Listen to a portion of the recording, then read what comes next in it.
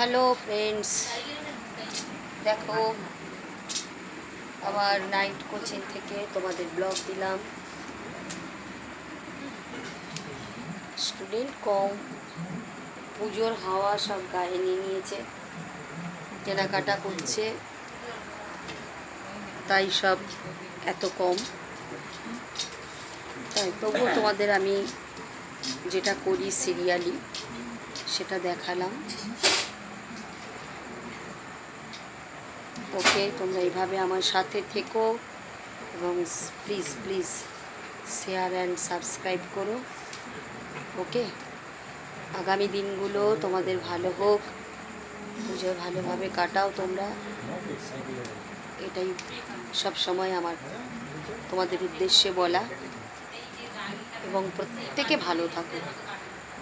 Tata.